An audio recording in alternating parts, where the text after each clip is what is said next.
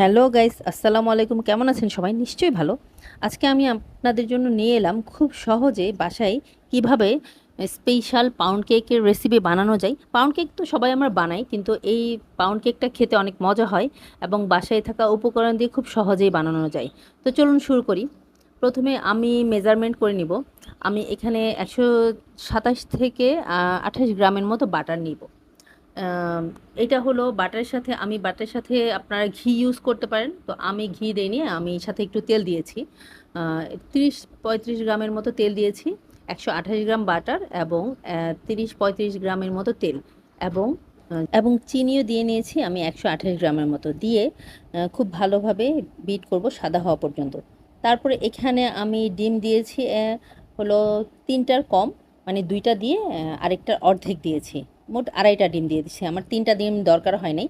একটা একটা করে দিয়ে আমি আস্তে আস্তে চিনিটা গলে যাওয়া পর্যন্ত ডিমগুলো দিতে থাকবো। তো মনে রাখবেন এখানে কিন্তু 3টা ডিম দেওয়া যাবে না, ২.৫টার মতো ডিম দিতে হবে। তারপরে দিয়ে খুব ভালোভাবে আমি দিয়েছি ১৬ গ্রাম কর্নফ্লাওয়ার। এই কর্নফ্লাওয়ারটা দিয়ে আস্তে আস্তে আমি বিট করতে থাকবো।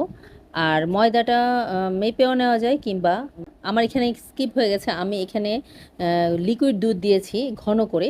আপনারা কুকিং ক্রিম দিতে পারেন। এইখানে দিয়েছি লিকুইড মিল্ক, এটাও আমি ২০ গ্রামের মতো দিয়েছি। দিয়ে তারপরে ময়দাটা আমি পৌনে ১ কাপ নিয়েছি। আপনারা মেপেও নিতে পারেন, কিংবা আমি পৌনে ১ কাপের মতো নিয়েছি। নিয়ে তারপরে আস্তে আস্তে ৩ ভাগে আমি ময়দাটা দিয়ে নিব। সাথে তো বেকিং পাউডার দিব ৪ গ্রামের মতো, এর বেশি দেওয়া যাবে না বেকিং পাউডার। তারপরে এই পর্যায়ে কিন্তু আমার লো স্পিডে বিট করতে হবে, যেন ওভার বিট না হয়ে যায়। খুব আস্তে আস্তে বিট করতে হবে, খুব বেশিক্ষণ না। তারপরে এই যে আমি একটু লবণ দিয়েছি জাস্ট ব্যালেন্সের জন্য, ১ চিমটির মতো।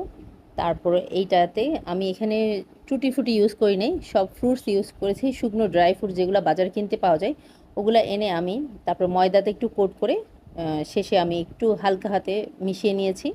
তারপরে এই তো ওভেনে দিয়ে দিব। ওভেনে হলো ১৭০ থেকে ৮০ ডিগ্রিতে ৩০ থেকে ৩৫ মিনিট বেক করলে হয়ে যাবে।